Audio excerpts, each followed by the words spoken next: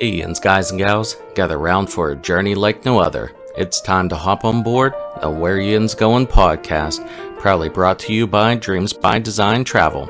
From the rivers that meet at the point to form downtown Pittsburgh to the furthest corners of the globe, that'll be your compass, your confidant, your companion in that as we explore the wonders of travel. Kick back, relax on your couch, and let the wanderlust wash over Yinz as we discover new horizons and reminisce about old favorites. With Dreams by Design Travel by our side, the sky's the limit. Join Matt on the Where Yinz Goin podcast because when it comes to travel, the journey's just getting started. And now, without further ado, let's give a shout for your guide through the highways and byways of travel, the man with a map, the voice of the steel city, Matt Trader. How Yinz doing? Welcome to the Where Yinz Goin podcast, brought to you by Dreams by Design Travel. I'm Matt. I'll be your host. Joining me today is Stephanie. She's been a travel agent since 2016 and with Dreams by Design Travel since 2020. And she's constantly one of the top agents each month for our company. So welcome, Stephanie. Hello. So I like to start off every podcast by asking this question. What is your favorite place that you've ever visited? Or is there a place you would most like to visit? Well, my favorite place is definitely Disneyland. Grew up going there, and it still holds my heart, and I still love to go there. I also love all traveling. I would say that I can't really pick. Someplace I would like to go, I think I really want to go to Iceland. That looks amazing. I know a lady that I used to work with, she went there with her family and just had nothing but good things to say about it. That she was just amazed by the natural beauty and everything that she got to see there and do there. Yeah, I think it's definitely someplace on our list to go to. There was a place that she went to that it was between two tectonic plates that are moving apart. And so there was this gorge there. And she's like, yeah, every year it gets a little bit wider and a little bit wider and a little bit wider. So I don't know, that'd be kind of scary. Well, that's also where they have a lot of volcanic activity and earthquakes too, but you know. Right. So our topic for this week is comparing the Disneyland, easier for me to say, right? Disneyland Resort in California to the Walt Disney World Resort in Florida. So just starting off, that some similarities is they are both in Orange County. So Orange County out in California, Orange County, Florida. Disneyland is near Anaheim. Disney World is just outside of Orlando. So probably the biggest thing you're going to notice right off the bat is size. That Walt Disney World Resort is so much bigger than the Disneyland Resort. So Disneyland is about 0.8 square miles, only 510 acres, where Disney World is 47 square miles. And it's, I've seen a couple estimates on the size in terms of acres and square mileage. Biggest one I saw was about 30,000 acres. So just to put in perspective of cities, Walt Disney World is about the same size as San Francisco. They're both by 47 square miles. Manhattan is only 23 square miles, so Disney World's double that. Where I live, Morgantown, it's only about 10 and a half square miles. Where my hometown, Pittsburgh, is 58 square miles, so we're a little bit bigger than Disney World. Of course, where Stephanie's from, out in Phoenix, it's 517.9 square miles. So yeah, Disney World has a bit. It's challenging to look at it that way and figure out how big Walt Disney World actually is, because it is and you feel it when you're there, but it's definitely much bigger than you really think. Yeah, there's a lot of undeveloped land there that it's undeveloped for a reason. And that's why Walt Disney had, whenever he's doing his Florida project back in the 60s, he wanted a larger area of land because of things that happened at Disneyland that he wanted to be able to control things. Which we can jump right into that Disneyland is, and so I grew up going to Walt Disney World, being on the East Coast. And so going to Disneyland the first time was a bit of a shock that you're just driving down the street, in the middle of this suburb, business district area, whatever, and then you see the Matterhorn just right there. Yeah, yeah, it's right there in the city. You pass it on the freeway. And Disney World, he could only buy Walt Disney could only buy a certain amount of land back in the 60s, or excuse me, the 50s, whenever he built Disneyland. And so it was the orange grove out in the middle of nowhere. That they could build their parks, and then they had a couple of hotels the Disneyland hotel that got built that Disney did not own that to begin with. Someone else had to build that because they didn't have enough money. And then they had their parking lot, and they ended up building up around it and buying some extra land. But then as Disneyland grew in popularity, all these other hotels sprung up and other shops and whatever else all around Disneyland. And Walt did not like that because he felt that it ruined the story he was telling. It ruined the atmosphere. Yeah, he was very protective in trying to make it when you went into Disneyland that you honestly felt like you were in a fantasy land or a storybook, versus seeing planes and, shopping centers or any high rises. I think they still have those in place today. You can't be, even at Walt Disney World, there's some hotels, they can only be so high if they're not owned by Disney properties because they don't want to be seen while you're inside the theme park. Yeah, they have ordinances with the city, and that was actually a debate within the past couple years about lifting that to allow taller buildings to be built. Yeah. Yeah, big controversy about it. Yeah, I don't know what the But outcome of that is, but yeah, but in Walt Disney World, since it is so big, even in Disneyland, they have the berm around the edge of the parks or giant walls like with Cars Land that you right, cannot yep. see outside. Or if you're going to see outside, it's going to be a certain angle that you're not going to see any of the other buildings. In Walt Disney World, they still do that in the park, so you can't see out of the park. So you are isolated in there, and it kind of creates the illusion that again you are in that fantasy land. Just your only focus is on the park, so you can't see anything else. But it is so big that whenever you go outside of the park, you're still within that bubble. That's why I've heard it called within the bubble of Disney World. Yeah, it's a big bubble at Disney World. Very big. Yep. Just continuing on the comparison, Disneyland only has 2 theme parks. Walt Disney World has 4. Walt Disney World also has 2 water parks. It has, well, the number of hotels, it varies. That on Disney's website, they have 32 hotels, Disney-owned hotels listed. But I counted 22-ish because they have the Boardwalk Inn and the Boardwalk Villas as separate, but it's all one big complex. Same with like the Beach Club Villas, the Beach Club itself. So, but anyway, you get an idea of how big it is. Plus the Swan and Dolphin, 8 hotels near Disney Springs, 4 in Bonnet Creek, 6 what they call gateway hotels. Disneyland has 3 that Disney owns. So, and then of course they do have the other hotels that are around it. There are hundreds of them, but Disney recognizes 58 good neighbor hotels that they partner with. That you can get Disney packages through that are meet a certain standard that Disney specifies. I've stayed at all 3 of the Disney-owned hotels out in Disneyland. Stephanie, I imagine you have as well. Yes, I have stayed at all 3 of them. I have not stayed at the new Pixar place yet, which has been completely rethemed. So I am looking forward to that, and I'll be staying there in the middle of June.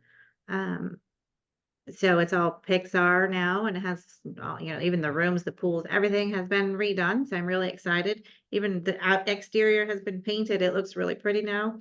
Has its own private entrance into California Adventure, kind of like the Grand Californian. So I think it's definitely going to be a prime place to stay.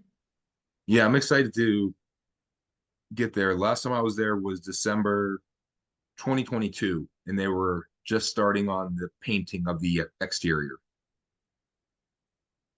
So among those three, the Disneyland Hotel, the Grand Californian, and well, I guess we can't really judge the Pixar place yet, but do you have a favorite? Oh, so I have different seasonal favorites. The Grand Californian, I love to stay during the holiday winter season because it just feels cozy and uh, the Christmas trees and the fireplaces and the hot cocoa in the lobby and the carolers and stuff. So I like to stay there during the holidays. If it's during a summer or a swimming season, then I actually really like the Disneyland Hotel. I like the slides there, the monorail slides, plus the new pool that they put in for the DVC tower. Um, I just really like the laid back, casual atmosphere of the Disneyland Hotel. Plus, it has all the history to it. And so that's another reason why I like it. Have you been to the new tower? Have you gotten a chance to see that? I have. I actually have stayed in that tower and I've toured all of those rooms over there. They have a massive 3-bedroom villa. There's only 2 of them there. That's like 2 stories, and every room has their own balcony. It's gorgeous. That whole tower is really it has a lot of the same feeling and decor of like it's a small world. I Hmm. think they tried to go back to that art that they used back in those days. The Mary So Blair stuff. yeah, that is the Mary Blair's style. So I really like that. It's really nice. I feel the rooms are not as big though, as because the Disneyland hotel rooms are pretty good in size. I don't feel they're quite as big for like the studios, but big enough. Yeah. Uh, I've only seen the pictures of it, but it looks the 2-story grand villa that you talked about that you can rent there or reserve there, stay there. It has a floor to ceiling on the 2 levels, floor to ceiling glass windows, just looking out. And yes, and a gorgeous patio too, like and you're up above and it's got couches and a fireplace. I mean, you probably if you're gonna stay there, you don't actually really need to go anywhere. yeah, that Stay staying there there. is a vacation in and of itself. Right? We'll have to do an episode just on those 3 hotels after you do your stay out Yeah, at for sure. Pixar Place. But the Grand Californian, that was the first place I stayed Hmm. whenever I went out there. And walking in, so have you ever been to any of the national parks? I have. So I've been to Yosemite National Park, Hmm. specifically the Awani Hotel and some of the grander lodges that they have. There's one in Yellowstone as well. That's big, like wooden beamed, on the inside is kind of like structural support, or at least for design. That's what the Grand California feels like. It's also like the in Walt Well, Disney World, Fort yeah. Wilderness, yeah, Wilderness Lodge. Wilderness Lodge. Thank you. Yes, they're The very similar. The walking in, I felt underdressed. I was like, I need to wear a suit or a tuxedo or something here. It was just so elegant and fabulous. I can you have to be there to get that feeling. Yeah, it is a really amazing hotel. I love the lobby and the how grand it is in there. And you mentioned the fireplaces. They have giant fireplaces that are 5, 6 feet tall. That Hmm. they're reminiscent of what you get at the national park lodges, which is why they built it that way. And mentioned that's a perfect place. They have the fireplace both on the inside and the outside, so you can snuggle up with on a chilly morning, cup of coffee or some hot chocolate on the outside and right by the fireplace, and it's just perfect place to sit. Yeah, that is, and that's something that's another conversation that, but I would say that, always recommend that you take time to spend in your resort, just like, take the time to sit down by that fire pit and have a cup of hot chocolate with, your family or by yourself if you need that moment. A lot of people are rushing, into the theme parks and not enjoying all there is to offer about these hotels. And like, I mean, you can't even talk about how some of the over into Walt Disney World, every one of those properties has something that's, you know, amazing. And, don't forget about it, like you need to enjoy the resorts too. That's something we've mentioned on this podcast in the past too, to enjoy the small things. Mm-hmm. And Sure. that's also something that my wife or my family and I do uh, whenever we're at Walt Disney World, is that day in the park, we kind of get tired and we want to take a break. We'll just go resort hopping and just Yeah. wander, get on Skyliner, go to the Riviera or the Caribbean beach, and or go to the Yacht and Beach Club and just wander around and just see what they have, because it's like you said, it's just fun to walk around this and see what they have there. It is. So getting back on track, both Disneyland and Disney World have a shopping dining district. Disneyland calls it Downtown Disney District, and Disney World is Disney Springs. And then golfing, Walt Disney World, since it's so big, has two miniature golf complexes. There's actually 4 courses in there. They have 3 18-hole golf courses and a 9-hole golf course as well. So there's plenty to do at Walt Disney World besides go to the parks. Yeah, miniature golf, I will have to admit that I'm being from the West Coast. Miniature golf is not a big thing here. But I know on the East Coast, miniature golf is super popular. I mean, even in Myrtle Beach or anywhere, there's always a miniature golf course. So I mean, that's where you find those at Disney World, and they're fun. And actually, you get that with your tickets. You don't have to pay extra for it. So, nothing else to do. Yeah, some packages have the free round of golf. That I've utilized that in the past. For sure.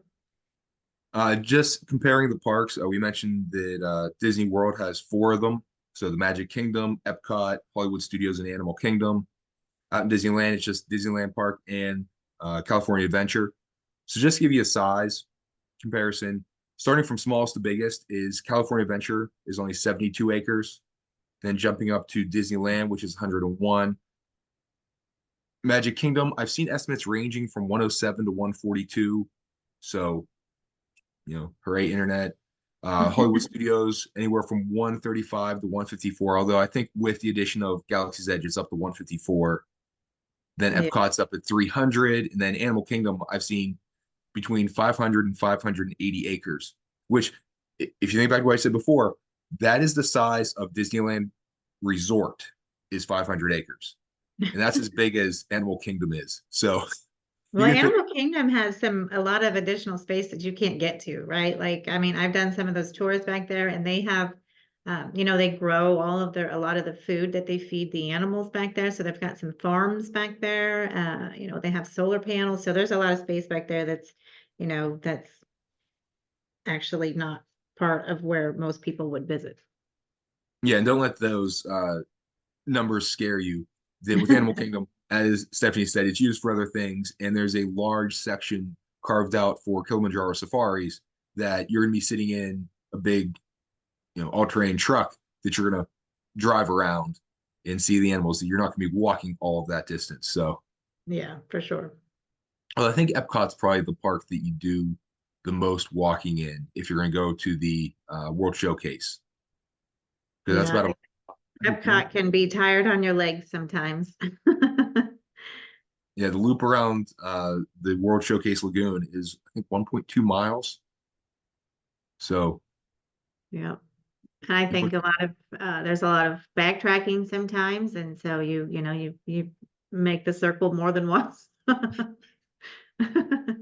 there's no shortcut like in Magic Kingdom where you cut across the middle of the park. You can't go across the middle of the lagoon. No, you can. There is a boat. There's a Well, there's the ferry. boat. You can't watch it. Yeah, they do have the 2 ferries, the friendships you can take. They're not much faster than walking, but they do save your feet. So just another thing is that is joked about a bit, that you can take Disneyland and put it in the parking lot for Magic Kingdom. That the parking lot Yeah. for Magic Kingdom was about 125 acres. So it's a massive, massive parking lot, and you can fit Disneyland in there. Yeah, but when it comes to attractions between Disneyland Park and Magic Kingdom Park, a number of attractions is very similar. Yeah, and even they do have a decent number of the exact same attractions. Although, even though they're have the same title, there are differences among some of the attractions. Yeah, for sure. So, for example, Pirates of the Caribbean, that they are largely the same, but out at Disneyland, it is a bit longer, and there are two hills that you go down. Yeah, the one at Disneyland is definitely a longer ride. Um, and then, you get to go by the restaurant that's in there and you get to go through the bayou area, which at Disney World doesn't have that, right? You Yeah. immediately go right into the ride. Um, So, and the restaurant is the Blue Bayou restaurant, which is great theme. The thematic um, elements of that is really, really neat. Although Walt Disney World has something sort of like that in Mexico, the Mexico Pavilion, with the Grand Tour with the three caballeros that you get to go through the boat's board right in that restaurant there, and you get to go yeah, past the volcano in the Mayan temple. yeah, and that's at San Angel. San Angel. Yeah. Hmm. That's actually a pretty good restaurant. And it's nice to go to when it's hot outside because it's inside with air conditioning. Yeah, definitely. Good thing that you're in Florida because it's not hot there very often. Only what, 10 months of the year.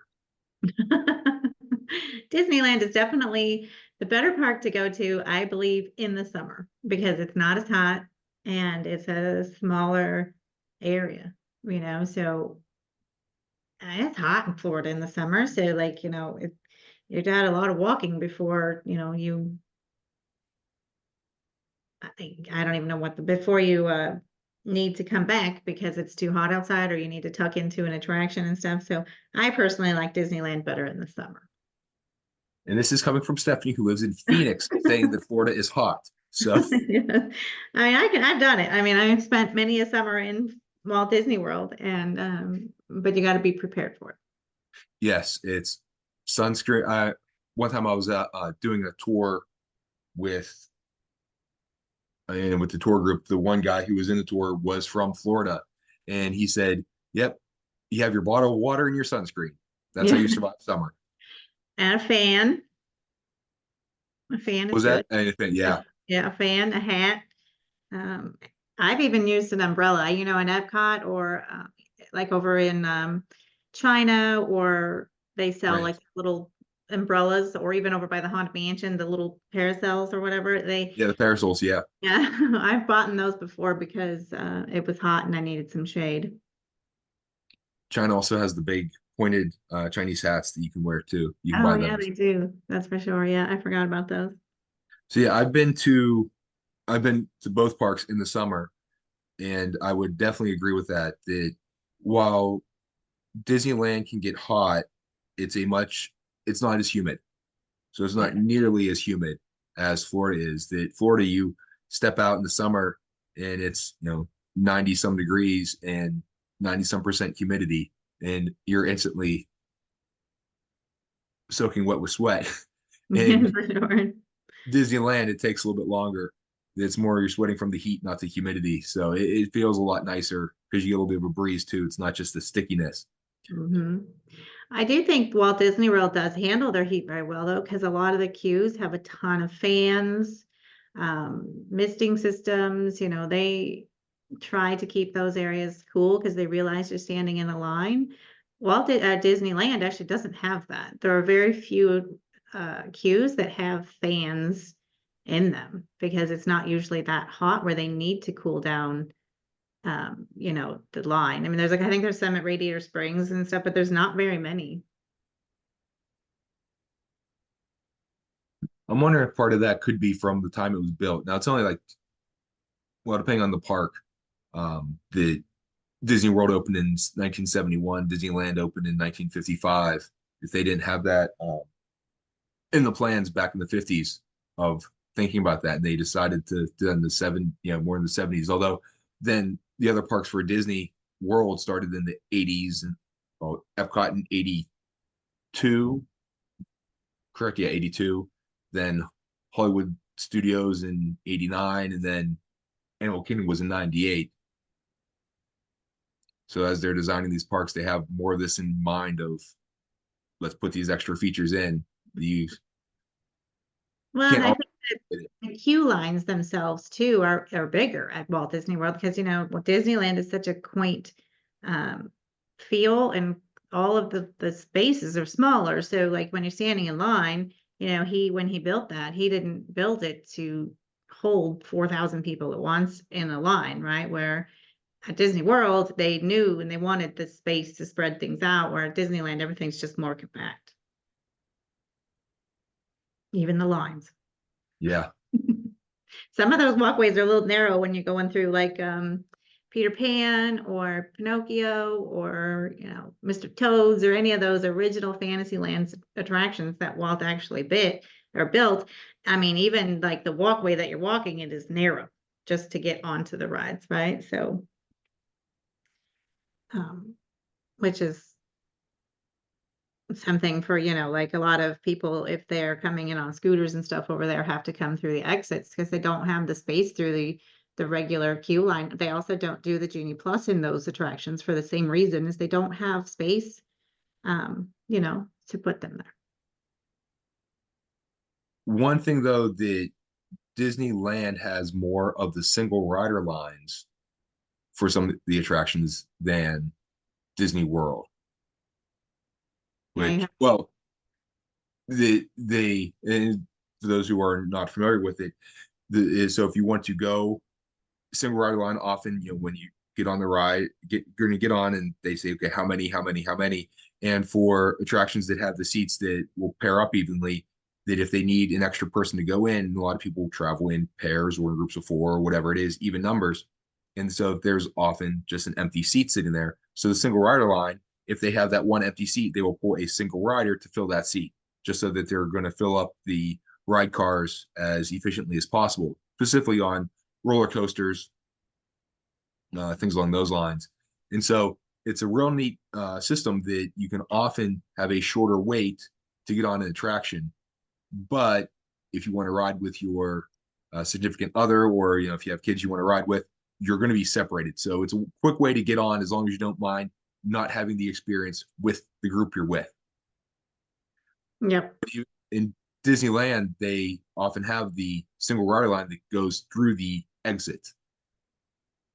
I know for Splash Mountain before it closed, that's the way it went. I believe the Radiator Matter had Springs. one.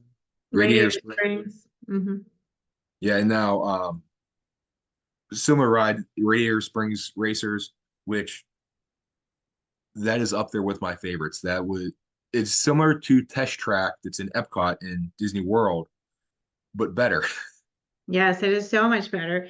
But Test Track is being reimagined here soon, so we'll see how that comes out. But yes, Radiator Springs is just this. My husband and I joke every time, you get in your little car and you start, it feels like you're going out for a Sunday drive, with the music playing, and you go by the waterfalls and stuff. So we're just like, oh, we're out for our Sunday drive today. So it's a really good attraction. They did amazing with that. And I've tried to figure out how you win. Process of elimination. I've tried to figure it out, but I don't think there is a method. I think it is 100% random. Or it could be the weight of who is in the car, and I don't know. Right. I don't know. It's true. Now we've been taking, I love that ride. I think it's a must do for our family pretty much every time that we go. My son has ridden it, I can't tell you how many times. And even it's such a great ride, even for multi-generational families. Like both of my parents will ride that ride. Like it's not a hard ride. The vehicle is not hard to get in and out of. I mean, it's not like getting into Space Mountain or the Matterhorn, so that one is a little bit more challenging to get into. So Radiator Springs is a great multi-generational ride as well. I was a little bit disappointed the last time we were there that our little girl's 4 now, that she was just a little bit too short to do most of the big attractions out there. So we spent a lot of time going on the was it Jesse's Roundup, the carousel Oh, ride. yeah, the carousel. Me and her rode that probably 10 times in a row. Then my wife was going to go on the Incredicoaster. So she went in line for that. And so we just went around and around. Our little girl had the best time of her life. So Yeah, hey, that's what it's about. Like, I mean, when my son was little, he was obsessed with Buzz Lightyear, Astro blasters. blasters. And Yeah. so we would ride that nonstop. I mean, over and over and over again. And there was this shop at the end of it. And as soon as he'd get off the ride, he would just run down that hallway right into the shop and look at all the toys. And then he'd run to get to get in line again. So, um, when they're in that 4 year, she was 4, he said like, that's about when my son started to being more interested in the rides. But you got to be ready to run because when they want to go, they want to go. Yeah, we went this past December to Walt Disney World, and she was 42 inches tall, like by a hair. So she got to do almost everything. And we were nervous about Cosmic Rewind. That whenever she got in line for it, they measured her, and like one extra hair was sticking up to hit the thing. If she would have dragged her feet a little bit more and worn down her shoes, she would have been tall enough. But she did really well in a lot of those ones. She loves Slinky Dog Dash. Oh yeah, that's a really good ride. That's one of my favorite coasters, I think. That's it's up there with the top attractions, I think. That Let's talk about that. The theming of some of the lands, the more recent ones have been absolutely incredible. The Galaxy's Edge is in both Disney World and Disneyland, and we've talked about this on another podcast. That you walk in and you are in Star Wars. That I'm a huge Star Wars fan, so it's amazing. But I've heard from people who are not big Star Wars fans it's that they're equally wowed by the experience there.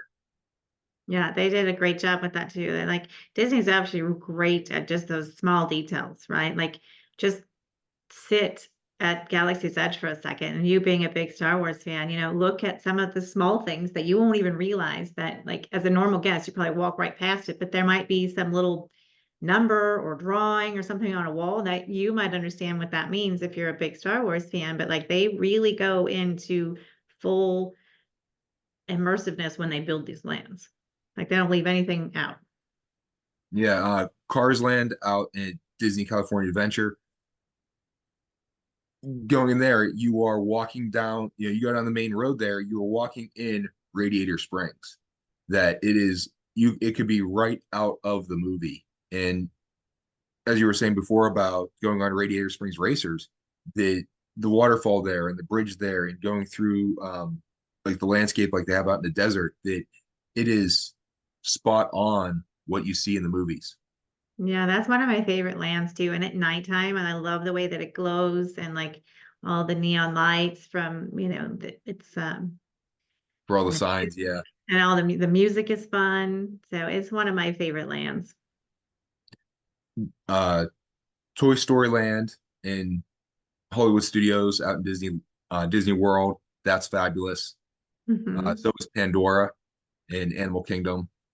Yes, Pandora is like it's amazing, right? With how they even managed to build those, but like it is, you honestly feel like you are in another world there. Same thing with like Galaxy's Edge or whatever, but you would not even think that you are in Florida.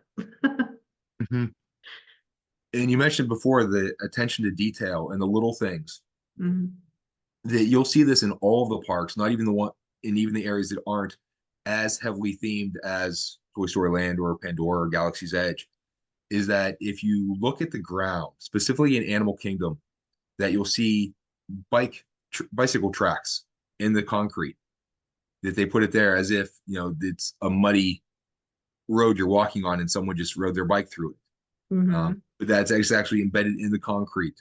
Or I believe it's in Frontierland that you can, in Disneyland, you can look on the ground and there are like horseshoe prints Yeah, that there's are, horseshoe prints.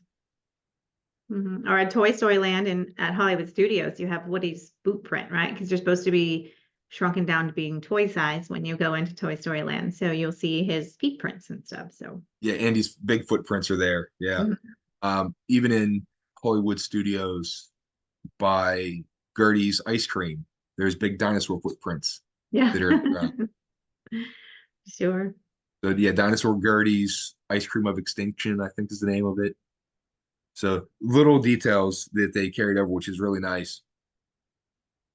Yeah, and that's one of those things too, where we're talking about slowing down. So many guests want to go, so fast and do all the things, but like you need to enjoy the magic. Notice those tiny things, if you're just sitting at your restaurant, just look around or, and see there's definitely something that if you were just walking by it, you didn't see it. One of my favorite things to do, both in Disneyland Park and Magic Kingdom Park, is to walk down Main Street and look up at the windows. Yes, for sure. So the second floor windows is they have dedicated to people who were instrumental in helping build each of those parks. And they have a little job next to them that went with one of their hobbies or something that they did with the company or some of those along those lines. Like it's Roy Disney, not his brother, Roy's son. Was that Roy O? Whatever. Yeah.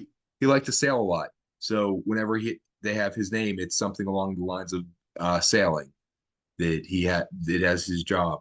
Or Walt's dad has Elias Disney as a contractor, which is his dad was a construction worker that he built houses and stuff as well, one of his jobs.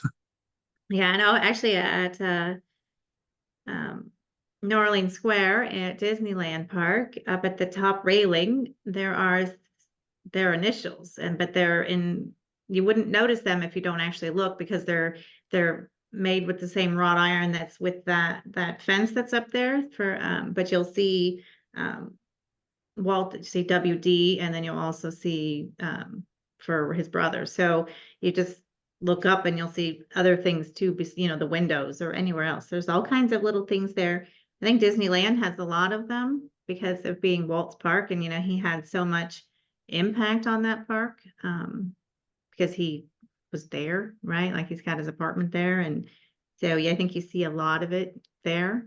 You see it at Disney World too, but he was just starting at Magic Kingdom when he ended up passing away but I mean, they obviously have continued on with his dreams over the years. But I think that Disneyland, and have you ever noticed at Disneyland in front of the castle that there is a time capsule? I don't know if you've seen that, but it's in the floor. So in Disneyland, it's in the floor, just like on the concrete leading up to the castle. Yeah, so right past like the little walkway there. So right as you're walking up into the castle area, there is a time capsule there that I believe is supposed to open in 2037. I think that's the right date. So interesting to see what's in there. They didn't put it in though until they did it on, I think it's not been there since 1955. I think it put it in their like 40th anniversary. So and I think it's supposed to open on the 80th anniversary. Gotcha. Another cool tidbit about Disneyland and the castle, and that was the first thing that that I noticed walking into Disneyland Park after being in the Magic Kingdom is that everything shorter. The just along Main Street in Disney and Magic Kingdom, the buildings are about 3 stories tall. Well, they're modeled 3 stories. There's actually forced perspective, so they're a little bit smaller. But Disneyland, they're only about 2 stories tall the way they look.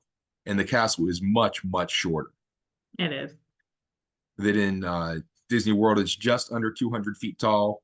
It's like 189 because if it was 200, it needed a light on top as like a beacon for aircraft. And Disneyland, it's what 50 some feet tall. Yeah, I don't actually know that number off the top of my head, but it's definitely, you can see it, the difference. Yeah. And it doesn't have the stage and stuff at Disneyland either. Disney World, you have the stage in front of the castle, which allows them to do a lot of those fun shows, and have they have the ones during the day where they do and then they have the themed ones. So like we don't have that at Disneyland. They'll have people come and do some like Mary Poppins and stuff is frequently in front of Disneyland Castle or Sleeping Beauty's castle. And actually they'll do like the band will be there and Mary Poppins will be there and they'll dance and sing and stuff, but they don't actually have scheduled shows like they do at Walt Disney World. That's the one thing that I really like about Disneyland is the band. The Disneyland band is fabulous. I mean, not just the music they play, but the performance. They'll tell little jokes. It's kind of similar to the Dapper Dance, how they sing and they do their musical performance, but there was also a comedy element in there. And the Disneyland band, I've seen them a couple of times. It's just a very, very entertaining show, which goes back to what you said before. Slow down, enjoy the other things besides just getting in line for something. Yes, for sure. There's so much to see. The characters are out too. So if you're really into characters, at Disneyland, characters are free roaming much more than they are at Disney World. Yeah, Disney World is here. They're in a specific spot at a specific time. You'll get in line. Disneyland, they'll walk right past you. I mean, I was actually on a tour of Disneyland the one time, and Peter Pan comes up and crows in our tour guide's ear. And she, he snuck up behind her and did it, and she jumped. It's like, what the? Oh, all the time. Yeah, so that's something too for the littles. When you go into Fantasyland at Disneyland, usually in the morning before the park gets super busy, Peter Pan and Wendy are usually out and they'll play with the kids. I mean, they used to, when we would be there early when my son was little, and they would take, 10 of them and they'd play hide and seek and they would just, or skip around in there. So if they do that, then they do it in the morning before Fantasyland gets over, too many people in it. But, like those are things that to be fair, that my son remembers that more than he remembers riding Dumbo. I mean, he remembers riding Dumbo, but he remembers playing with Peter Pan and the interaction and the magic that came from that from him. My little girl had a really nice experience with Sleeping Beauty in Epcot this past time. That we were there early. We did a rope drop of Remy's, and then we were going to head over to Frozen. And so we walked through the countries, and Aurora's just sitting out there. No one else is really around us, and she got to spend 3-4 minutes talking to her. And my little girl had on pants that had roses on it and a shirt that said love, but the O in love was a rose. And so Sleeping Beauty, who did a fabulous job with her, just, oh, you like roses? I like roses too. I have a rose. And just talking to her the whole time. And I got some really, really, really good pictures of it. It was a really great moment. Yeah, I love those moments. They're so special. And, they may not remember all of them, right? But we do. And I think part of, I've been taking my son to Disneyland Park since he was about 6 months old, and we go probably about every 8 weeks, if not sooner sometimes. And I do think that it's kind of shaped who he is today with his personality, and he's very outgoing. He talks a lot. He's into theater. He's into music. He, wants to be a VIP guy. When he was little, he was always dancing in the street, or he would get up on stage with Star-Lord over at Guardians of the Galaxy, or, if they had a Descendants party, or over in Tomorrowland, they have the little stages there. Like, so he was always dancing. He was always called up because he would just be so outgoing. And so I do think it shaped who he is. There's a lot to be said about that too. That I don't know if it was you who posted something or it was one of the other travel advisors that, and I kind of stole this too with one of my posts. That people say, I don't want to take them. They're too young. They're not going to enjoy it, or not going to remember it, or whatever else. But you don't necessarily take the kids for them to remember it. You take the kids for you to remember it. And that they're your memories as well. It's their time as kids, yes, but it's your time as a parent that you're building those memories.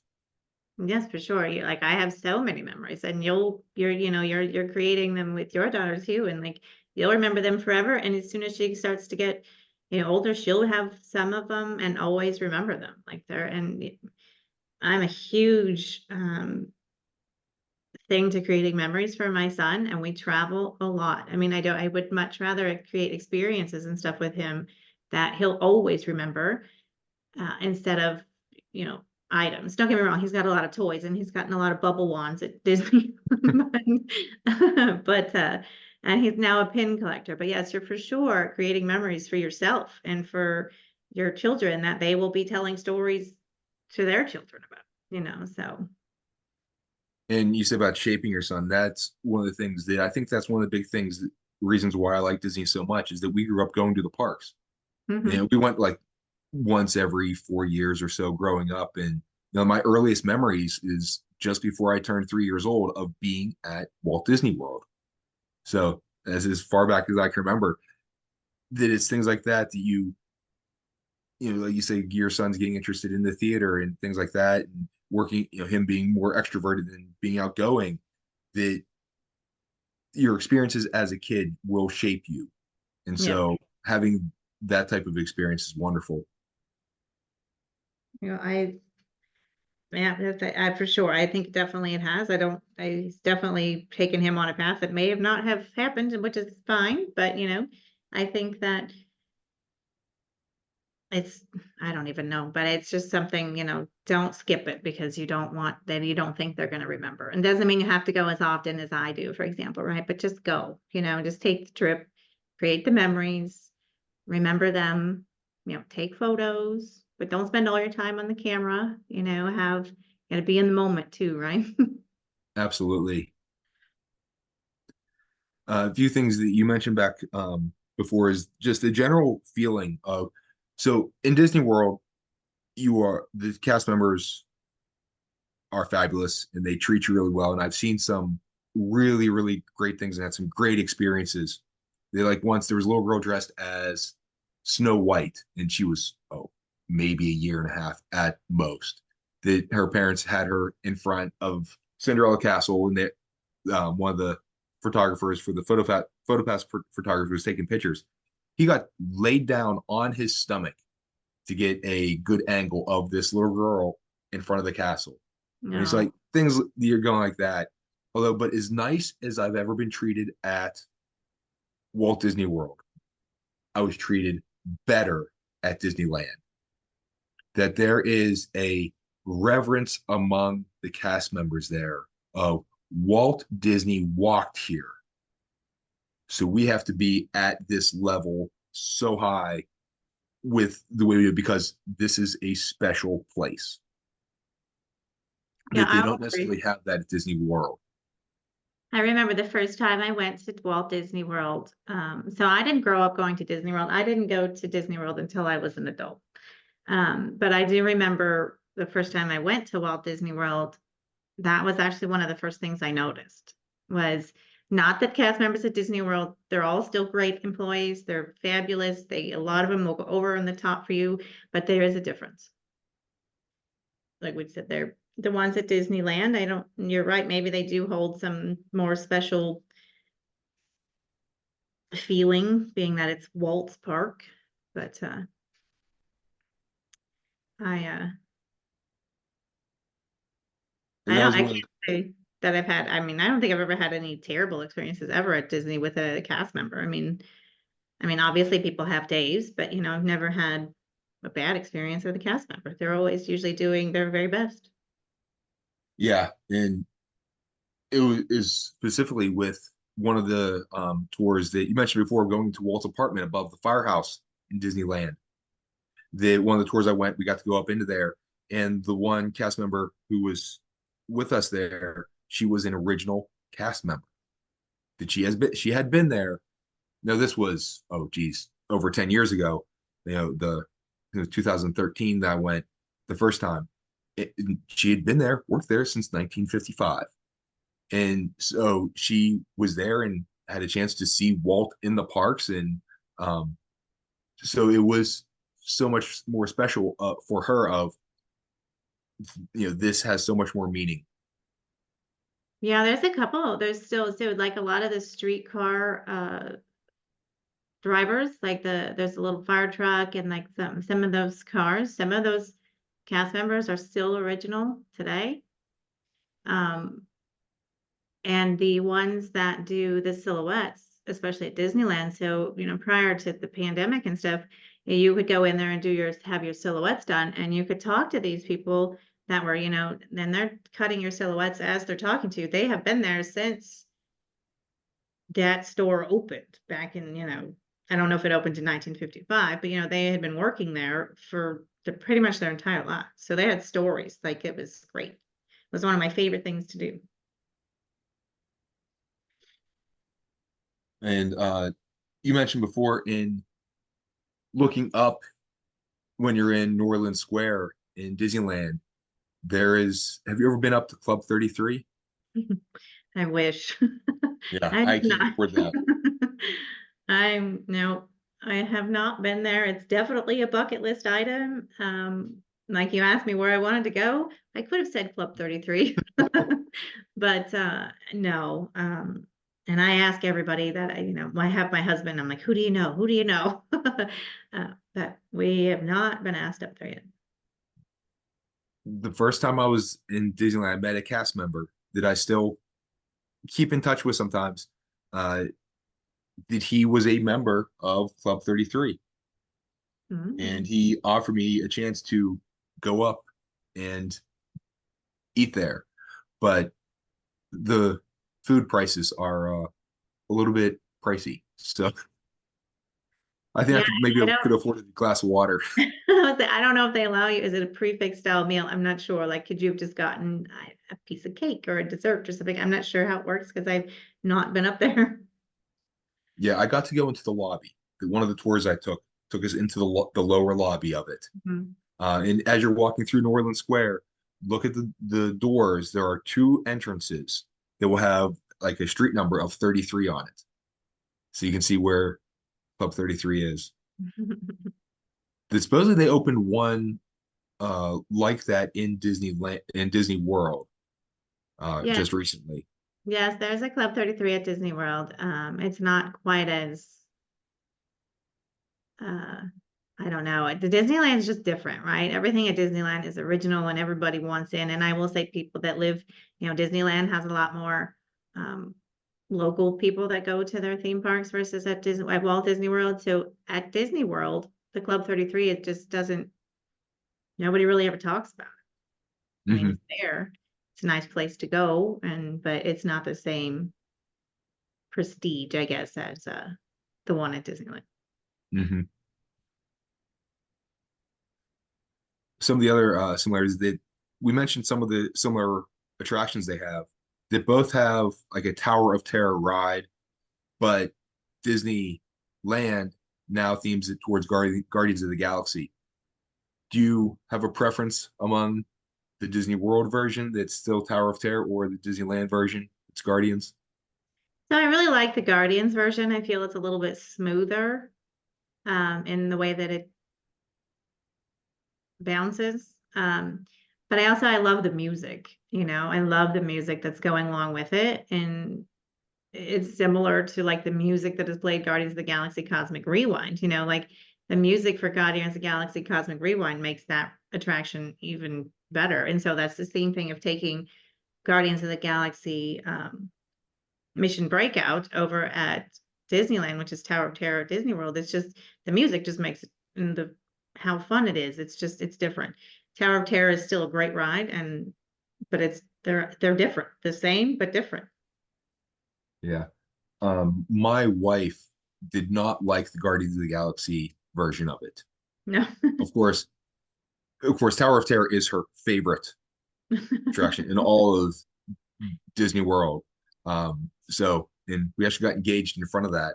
That Oh. I'll tell a story another time. She's not a Marvel superhero fan, and she's a bit younger than me. Did not grow up with the music of the '80s, so she's not into that. So I think that all of that sways her. But I thought it was great, especially with the little added elements of Mission Breakout, the projection in the video that you get, and there's a little bit more of a comedy element added into it rather than the sort of spooky and I want to say somewhat dated effects that are Right. on Tower of Terror. Yeah, I will admit neither one of those are my favorite ride. I will do them, but if I can avoid it, I will. One other thing that I wanted to bring up that has similarities but differences is Space Mountain. That in Disney World, you sit in single file. Disneyland, it's side by side. And the one thing that I like most about Disneyland is that at certain times of the year, which is happening now, as a matter of fact, is that Space Mountain transforms into Hyperspace Mountain, where it is a Star Wars themed roller coaster. And Yeah. again, even I'm a big Star Wars fan, but even if you're not, the immersiveness of going on that ride when it's Hyperspace Mountain was just amazing. Did you hear the calm chatter of the pilots in your ear, and you'll see a Star Destroyer or TIE fighter fly past you that's projected on the ceiling? That Yep. they Yeah, did a it's the fabulous same. job. We go back to the same thing of small details, right? Like being able to hear, like, like you said, like them talking and pretending like you're actually in that scene, right? They're small details and everything, even on the attractions. And one of the Disneyland does so much better is It's a Small World. That the Yeah. ride through is the same, but the exterior at Disneyland is more reminiscent of what the original one was at the World's Fair, New York World's Fair back in 1964, 65 when it was initially built. That is a little bit more grandiose exterior. And I love the clock. Although last time we were there, all the little figures didn't come out. They weren't working right. Yeah, the one at Disneyland is so much better. It is the one that came from New York and they moved it from the World's Fair to Disneyland, right? So it is definitely, I think at Disneyland is something that Walt and his original Imagineers created. You feel that there too again, and it's bigger. The attraction is longer at Disneyland than it is at Walt Disney World. Right? And then you have the outside exterior, which at Disneyland they can project on, they can do fireworks, or they'll project some of the shows up there. At Christmas, it completely lights up. Like it is just spectacular to watch it light up at Christmas. And It's a Small World at Walt Disney World, it's all inside. Yeah, the we were there again Christmas right before Christmas of 2022, and the lights at night, it's so gorgeous. Mm-hmm. It's It's a beautiful. small world. And yeah, in Walt Disney World, it kind of just sits back. It's undercover. You have to go down this, all these steps to get into it. Um, it's pretty neat that you get to wave to the people in Pinocchio's Village House, the little restaurant as you're going through. But other than that, the presentation of the attraction in Disneyland is just much more grand. Yeah, look at how much space it takes up too, right? You're talking about the difference in the size in the parks. It's a Small World takes up a big part of fantasy, over in that Fantasyland area. So, I mean, they could have, made it smaller and put more attractions in there, but they're trying to still keep it with its original feel and keeping it quaint and, so, um, I don't, yeah, I think you also have to take into consideration the weather differences because I think that It's a Small World at Walt Disney World needs to be protected sometimes during weather. And so if they couldn't put that same type of structure at that Disneyland into Florida Well, from weather elements. that's very true. You're not going to get hurricanes in Southern California. So, so Well, you we don't did have to have worry about one. We had one just, it was last August. not as frequent. No. Um, the Haunted Mansion is another one that whenever you get into the stretching room, that in Disneyland, they ask a question of, does the room stretch up or do you go down? It depends. In Disney World, the room goes up, and in Disneyland, the floor actually does go down, and it's an elevator. It's done that way out of necessity because the building is on the outside of the railroad tracks, so you need to go under the railroad tracks to get to the show building. But I think it's much. I like the Disneyland one, the exterior too, with the old Southern mansion versus the one in Disney World. Just Castle, like a spooky castle. yeah, Although the little chess pieces on top in Disney World. So they're different though, even the attractions themselves are slightly different, right? On the inside. But I really like my favorite thing is when it is converted during the holiday season for I'm just having a Night Before there you go. Christmas. Yep. Nightmare Before Christmas. That's my favorite. And actually, they do that for a long time. It actually starts in the Halloween season, and then it stays through Yeah. the Christmas holidays. hmm Yeah, it's really good. I like they have that gingerbread cake that's in there. So when you go through, you just smell all this delicious cake. So it's my favorite time to ride the Haunted Mansion at Disneyland.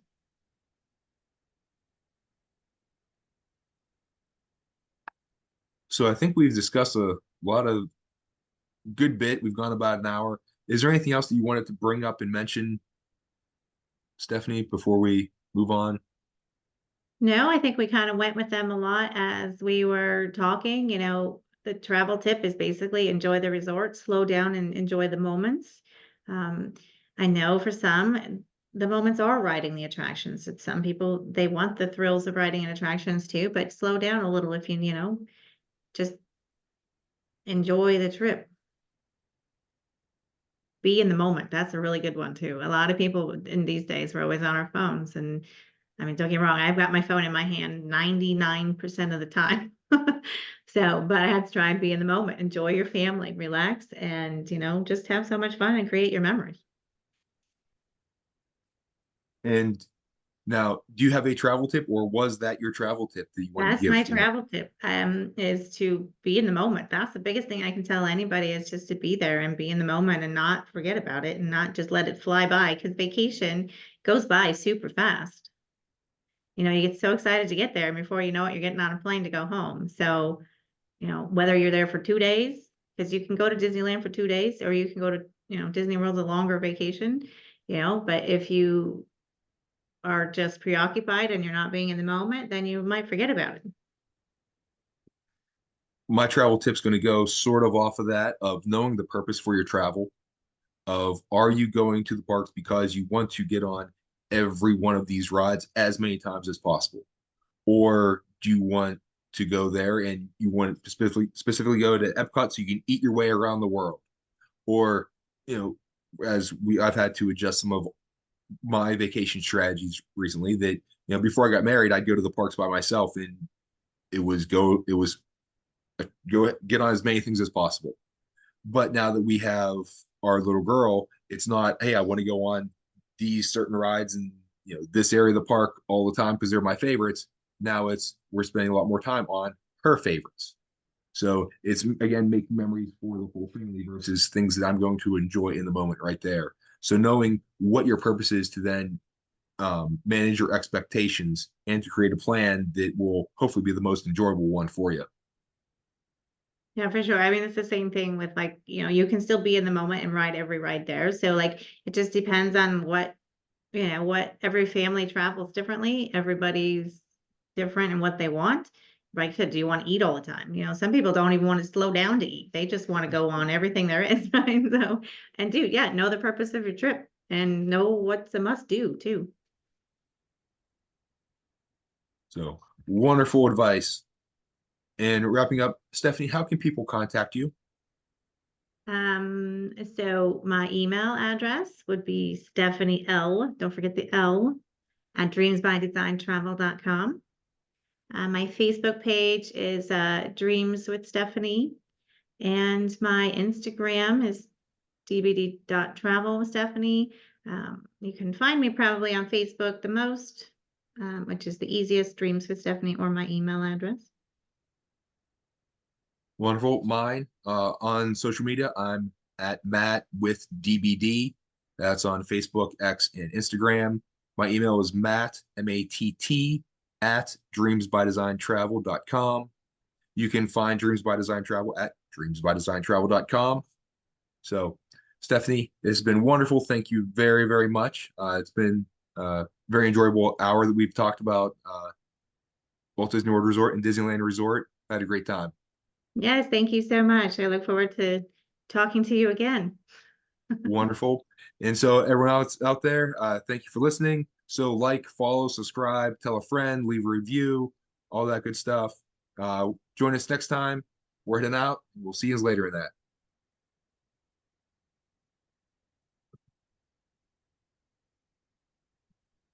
that.